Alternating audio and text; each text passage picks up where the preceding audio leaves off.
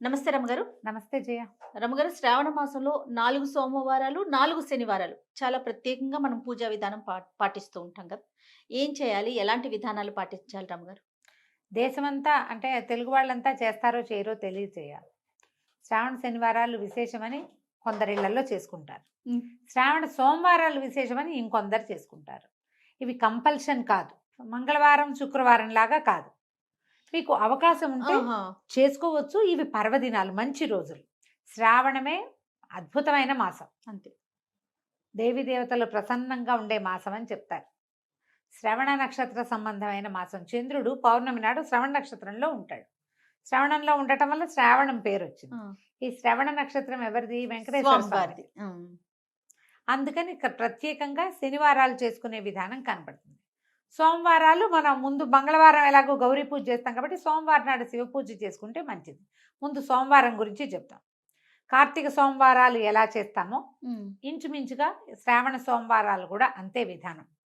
పగలు ఉపవాసం చేయటం, ఒక పొద్దు ఉండటం, చుక్కలు కనిపించాక శివారాధన చేసుకోవటం.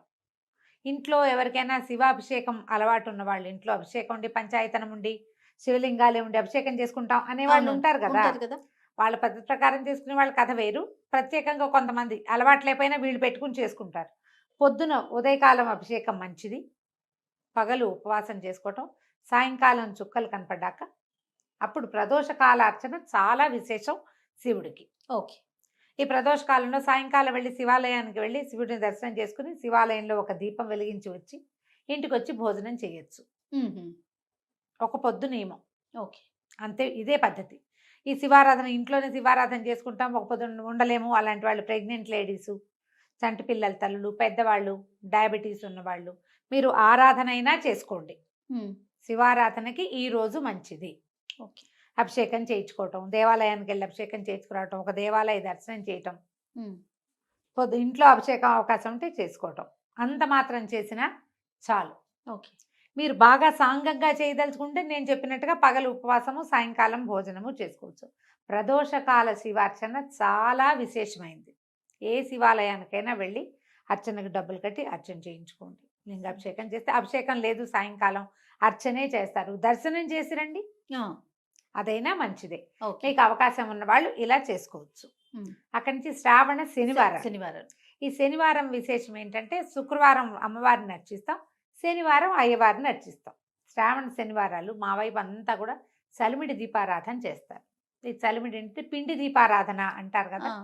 పిండి అనేది బియ్య పిండితోటో గోధుమ పిండితోటో చేసి చక్కగా దానికి అలంకారం చేసి పువ్వులేసి బొళ్ళని బొట్లు పెట్టి దేవుడికి దీపం పెట్టిన తర్వాత ఆ దీపం ప్రమిదని మీరు ఏం చేస్తారు అనేది ప్రశ్న. హ్మ్. మనం ఇంత పసుపులు బొట్లు పెట్టి పువ్వులు పెట్టి అలంకరించింది పుచ్చుకోం కదా, తినలేకపోతాం. హ్మ్. పుచ్చుకోం కదా, దాన్ని నిర్మాల్యంలోకి పడేస్తారు. హుహు. నేను ఒక ప్రత్యేక విధానం చెప్తా. నిర్మాల్యంగా పంపించద్దు చలిమిడిని. హ్మ్. నిర్మాల్యం కాదు, దేవతారాధనకి దీపారాధనగాను నైవేద్యంగాను ఉపయోగపడే వస్తువుతోటి చేస్తాం మనం ఇది. హ్మ్. అదేంటి చేయటం? బెల్లం, బియ్యపిండి, బియ్యపిండిలో కుదిరితే కాసిన పాలు చుక్క పోసి అంత నెయ్యి వేసి మీరు దంచితే చక్కగా చలిమిడి తయారవుతుంది. ఇవి మనం పాకం చలిమిడి చేయక్కర్లా, పచ్చి అవును. చలిమిడే చేసుకోవాలి. అవును. అది గట్టిగా చేసుకోవాలి. పచ్చి చలిమిడి చేసుకుని దాన్ని ఒకవేళ మీరు 5 దీపాలు పెట్టదలుచుకుంటే 5 ప్రమిదలు చేసుకోండి. ఆ! 5 ప్రమిదలు చేయండి. కాదు ఒకటే ప్రమిద చేస్తానంటే మొత్తం చలిమిడిని ఒక్క ప్రమిదగానే చేసుకోండి. అందులో ఆవు నెయ్యి పోసి చక్కగా శుభ్రంగా చేయండి. ఎలా పడితే అలాగా, ఏ పళ్ళెంలో పడితే ఆ పళ్ళెంలో పెట్టకండి. మీరు దేవతార్చనకి ఉపయోగించే పాత్రలోనే చేసుకోండి. హ్మ్. అప్పుడు ఏం చేస్తాము? ఒక పళ్ళెంలో ఒకటే అయితే ఒక పళ్ళెంలో పెట్టుకోవటం. 5 అనుకోండి, కాస్త పెద్ద పళ్ళెంలో 5ని పేర్చండి. 5 నియమం కాదు. హ్మ్. మేమైతే ఒకటే చేస్తాం. ఓకే. మీ ఇష్టం అది. మీకు అలంకారంగా చేసి దేవుడికి చూపించటం కాదు ఇది. ఈ బియ్య పిండి ఏమిటి? బియ్యము ఆహారం మనకి. అవును. అవునా? ఆహారంతో పాటుగా మనం ఇంకా ఏం వాడతాం? పాయసంలోకి వాటిలోకి బెల్లం వాడతాం, హ్మ్. నెయ్యి పంచామృతాల్లో ఒకటి. ఒకటి. ఈ 3 మహత్తరమైన పదార్థాలని కలిపి మనం చలిమిడి చేస్తున్నాం. దాన్ని బయటికి పంపకూడదు, హ్మ్. లోపలికి పంపించాలి. తప్పకుండా అది ప్రసాదంగా స్వీకరించాలి. ఇది నియమం. హుహు.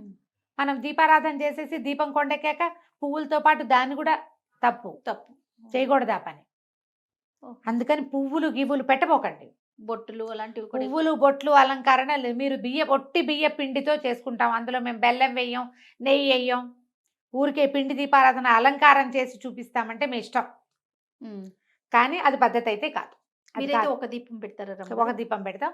5 దీపాలు కూడా పెట్టుకుంటారు. మా ఇళ్ళలో కొంతమంది పెడతారు అట్లా. హుహు. మొత్తం ఇంత చలిమిడి చేస్తే అంత చలిమిడి ఏకంగా ఒకటే ప్రమిద. దాంట్లో ఆవు నెయ్యి పోసి ఒక ఒత్తిని వెలిగించండి. ఒత్తిని చక్కగా తడిపి బాగా నలిపి ఏక ఒత్తి వేస్తే సరిపోతుంది. హుహు. 2 జ్యోతులు అలా ఏం వేయక్కర్లేదు. ఒకటే వేయొచ్చు. మీ ఇంట్లో ఒకవేళ 2 జ్యోతులు ఉండాలని పెద్దవాళ్ళు నియమం గనక పెడితే 2 జ్యోతులు వేయండి. మీ ఇష్టం. మీ ఇంట్లో అలవాటుని బట్టి. ఒక్కటి వేస్తే సరిపోతుంది. అఖండం లాంటిదనమాట ఇది. హుహు. పెట్టి వెలిగిస్తాం. వెంకటేశ్వర సుప్రభాతం దగ్గర మొదలుపెట్టి సుప్రభాతము, ప్రపత్తి, స్తోత్రము 3 చదువుకోండి. ఈ దీపం మీద మనం ఇంకా పళ్ళు, పాయసం ఏమైనా చేస్తే అవి 4 పెట్టి దీపం వెలిగే దాని మీద పడకుండా కొంచెం యువతలుగా నీళ్లు చల్లి దీపాన్ని కూడా నివేదనగా సమర్పించండి. విడిగా ముందు ఒక దీపారాధన చేసుకుంటాం మనం. అవును. ఒక దీపం పెట్టుకున్నాక ఈ క్రియ చేస్తాం. దీపంతో సహా నివేదన చేసి స్వామివారికి చూపించి దీపం కొండెక్కిన తర్వాత అప్పుడు ఆ దీపం పెట్టిన చలిమిడిని నైవేద్యంగా మనం ప్రసాదంగా స్వీకరించాలి. ఒత్తి బాగా కాలుతుంది. ఆ కాలిన మాడిన చోట కొంచెమే మాడుతుంది. ఎక్కువ మాడదు, కొద్దిగా మాడుతుంది. మీరు ఒత్తి జాగ్రత్తగా పెట్టాలి చక్కగా. ఒత్తి తీసేసేయండి. అసలు శ్రావణ మంగళవారం నోలైతే ఒత్తి కూడా మింగేయాలని చెప్తారు. ఒత్తి పారేయకూడదని. ఆహా! అందుకని సన్నటి చక్కగా మంచి పత్తితోటి చేస్తారు వాటికి. శ్రావణ మంగళవారం ఒత్తులు పారేయకూడదు. ఓహ్! దీన్ని ఏం చేస్తారు, తులసమ్మలో పెట్టేయండి. మిగిలిన చలిమిడిని అందరికీ ప్రసాదంగా ఇచ్చేసేయండి. దీపం పెట్టిన దాన్ని. శ్రావణ శనివారాలు వెంకటేశ్వర స్వామి తర్వాత ఇది నైవేద్యం అయిన తర్వాత మంగళాశాసనం చదువుకుంటాం కదా. అవును. మంగళహారతి ఇచ్చి మంగళాశాసనం మొత్తం చదువుకుని దండం పెట్టుకోండి. శ్రావణ సోమవారాలు, శ్రావణ శనివారాలు కూడా కామ్యాలు అంటే కోరిన కోరికలు తీర్చే రోజులు ఇవి. హుహు.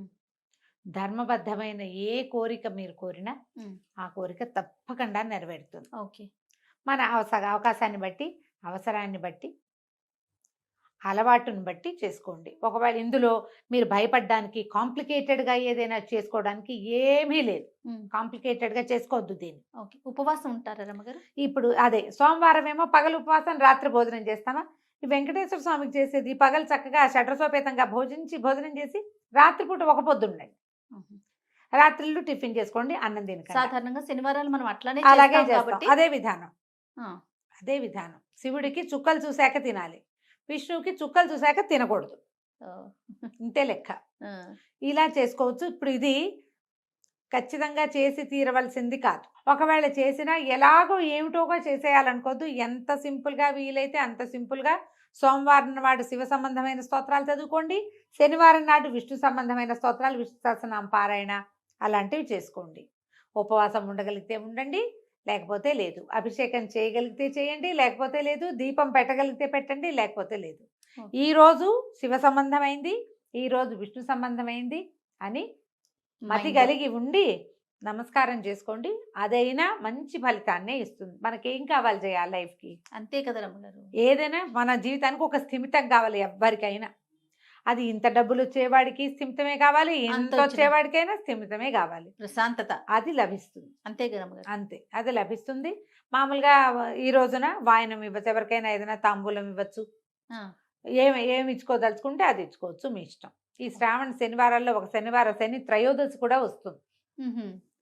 శని త్రయోదశి మీకు విధి విధానాలు ఏమైనా ఉంటే శని త్రయోదశి నాడు చేసేవి దేవాలయానికి వెళ్ళొచ్చు. శనికి సంబంధించినవి ఏమైనా చేసుకోవచ్చు, ఇబ్బంది లేదు. రైట్ రమ్మగారు. నమస్తే. నమస్తే.